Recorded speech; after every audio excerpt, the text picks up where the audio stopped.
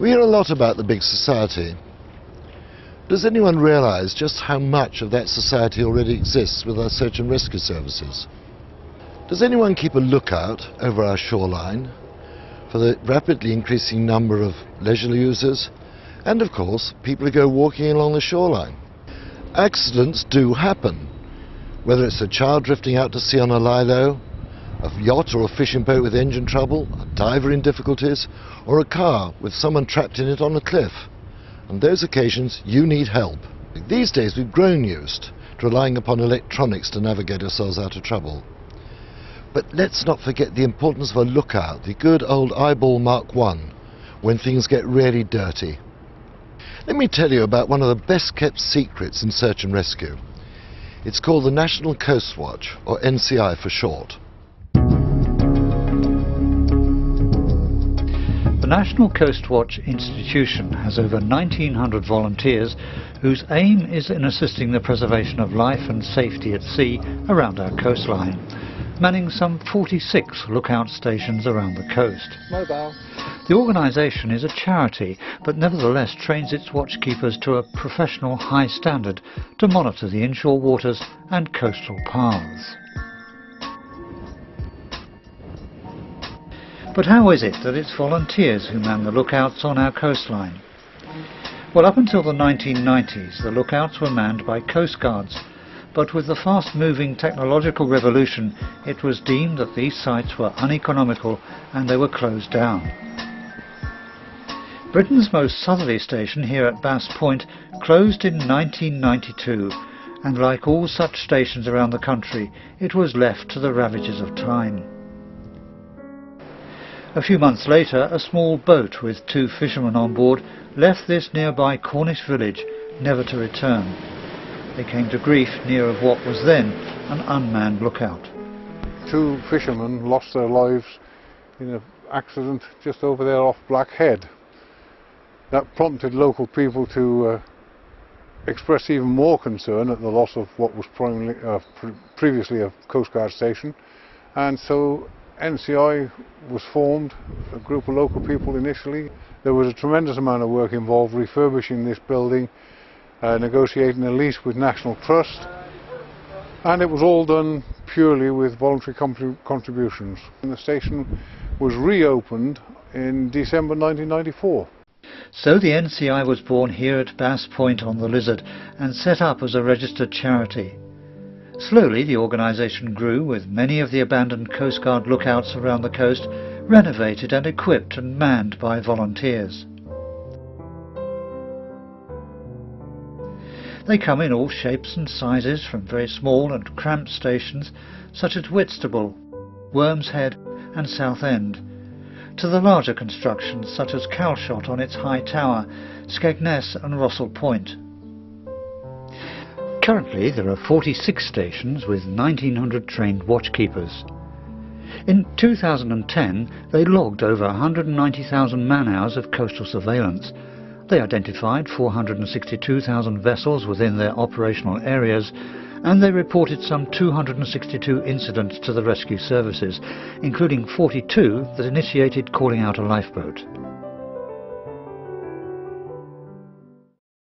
Watchkeepers come from all walks of life. Some have experience of the sea, while for others it's a completely new experience. So I'm very interested in things to do with the sea. I undertake some sail training with adults and young people, and the idea of being up the tower and keeping a watch on what was going on and getting a view which very few other people get was something which really attracted me to this. I was actually up here 10 years ago as a Coast Guard, doing part-time, and they closed this site down and went over to Weymouth to work from town. So I left and had about a year doing nothing much, and then I kept meeting all these people who were saying, oh, we've gone down the Portland Bill and we've opened up the old Coast Guard station, you ought to come down. Because I came down here and they didn't let me go, so I've been here ever since. I get the feeling I'm doing something potentially useful. I mean, okay, I could be up here for years and nothing major might take off, but in case it does, I'm here. But I just love being up here. It's beautiful views everywhere, the sea, the countryside. The company, they're all 40, 50 people. I joined because we lived by the sea, and I knew that we could make a difference to particularly small craft on the water by spot plotting and reporting, which is what we do up here. And there have been various incidents where we've been able to help vessels and people on the walking along the cliffs here, and we've made a difference, so very satisfying. Their role is to keep a visual watch of vessels, large and small, within sight of their station, log all movements as to what type it is, direction and speed, so that if it's reported missing, it can be traced through the log at the station. And of course they report any potential incidents to the local Coast Guard station, and that includes coastal paths where maybe walkers have got into trouble. Each station has to hand various basic equipment to help in its role, particularly powerful binoculars, marine radar, radios and automatic ship identification. They also record for the information of local shipping, walkers and the Coast Guard, current weather conditions including wind speed and direction, temperatures, sea conditions and cloud. But to be able to fulfil this role, all potential recruits should be prepared to do 4 hours watchkeeping a week and go through a comprehensive training programme. This can take several months and covers everything they may be faced with, from identification of vessels, using the radio and all the equipment of the station, as well as dealing with emergencies. Mayday, mayday, mayday. Mayday, mayday, mayday. This is vessel Star, Mayday, fishing vessel with 2 people making on water, and my position is 50.33.55. In this training exercise, our trainee is learning how to pass on a Mayday relay to the Coast Guards, when for some reason they've not been able to pick up the Mayday call. On water, 2 people on board, position 50 degrees 33.55 north, 2 degrees 07.8 west. Other training sessions are carried out in classroom conditions. The Mayday doesn't always know that, so that's what you're listening for.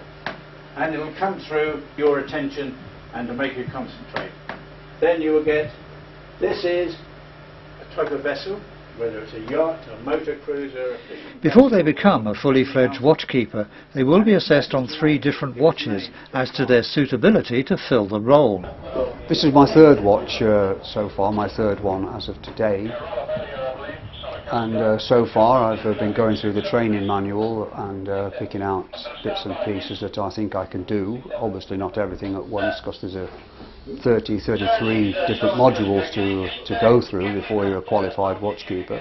It took me about a year to do the sort of written work and the course, and I was a blank page, and so really I had no idea about weather, tides, type of boat, anything. So I started from scratch, and as I progressed, almost like the view that I'm looking at now, just a whole vista opened up to me. I started my training a couple of months ago and have thoroughly enjoyed it. It keeps the brain active. It's helpful, I think, in terms of keeping an eye on what's going on out there. And it's a very pleasant way of spending a few hours looking out over the sea and the coastline.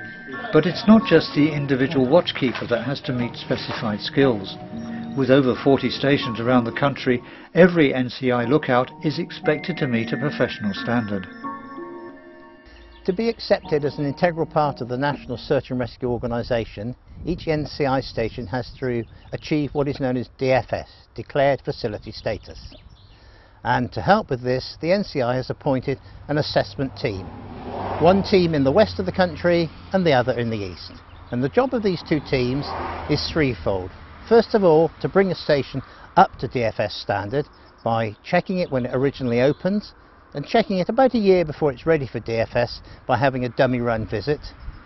Then actually to do the DFS assessment on which occasion there'll be 2 assessors and a representative of the Maritime and Coast Guard Agency, and thereafter maintain the standards by visiting every year.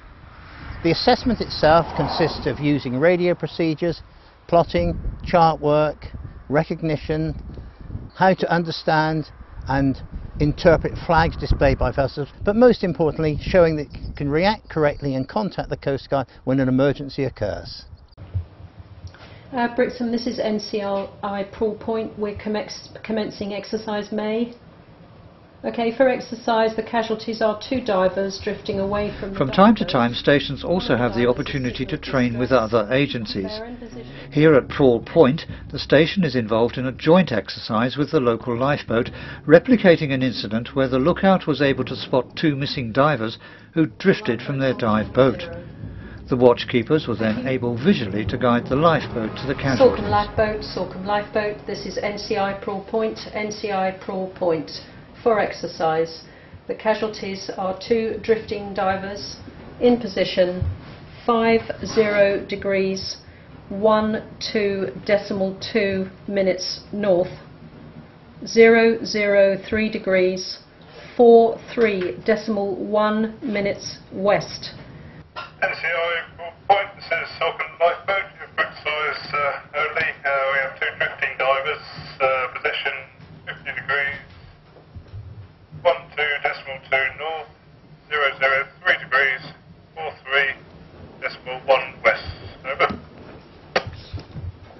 Salcombe Lifeboat, for exercise, your course is still good. You are 0.5 of a nautical mile from the casualty. Over. NCI Point, this is Salcombe Lifeboat, for exercise. We are going to recover their casualties to the ALD. Over.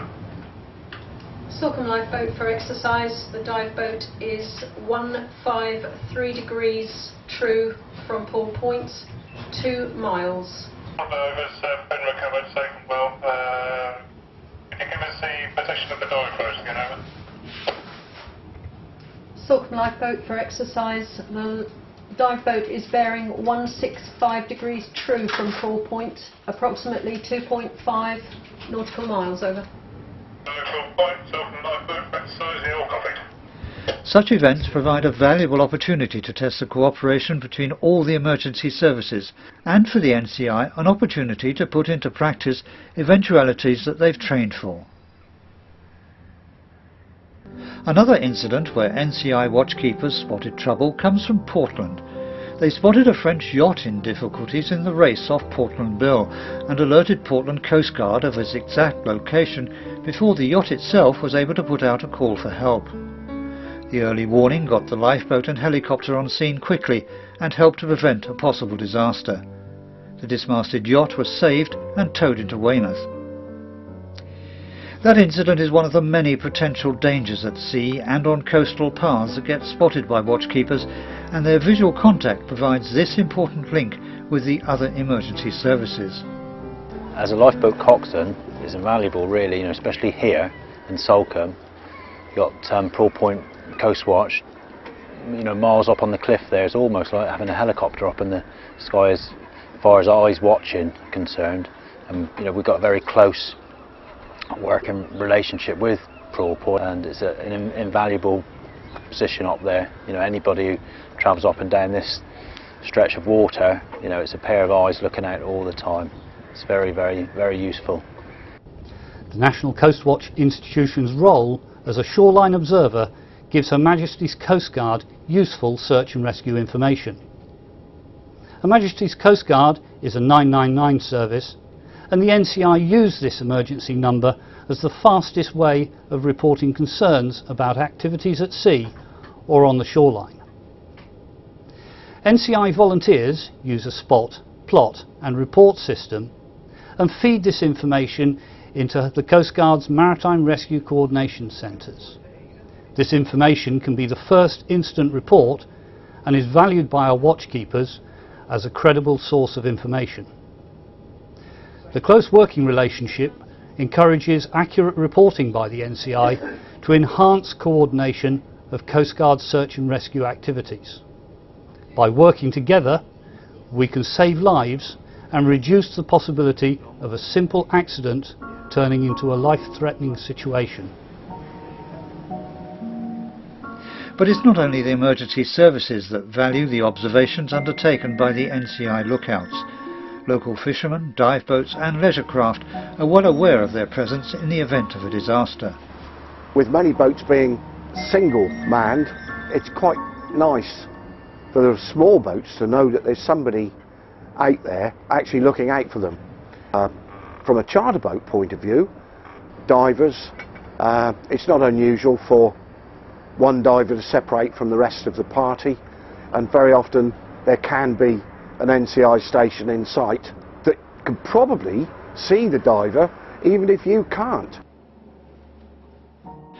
The value of the stations around the coast cannot be overestimated, but they don't come free. Even though watchkeepers are all volunteers and pay for their own uniforms and travel, the cost of running these stations relies entirely on charity, donations from the public and organisations.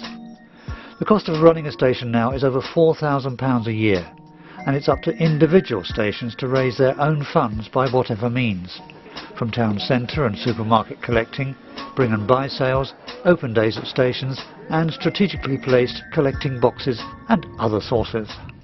One of my main tasks was to raise money, and we've attacked various trust funds, and I think it's all about profile, lifting your profile. The more you're known, the more money that it attracts.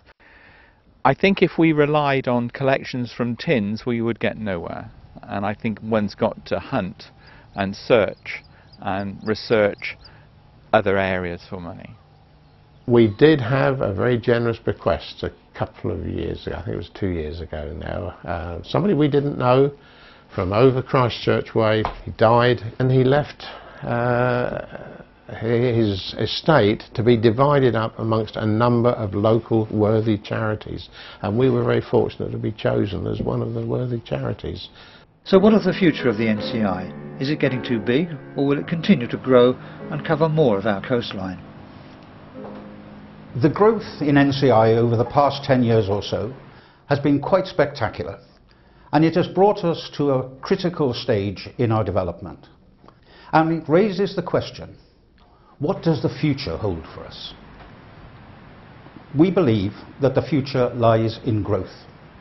We aim to increase the number of watch stations around our coast, and this will allow us to make the coastline even safer for those who use it.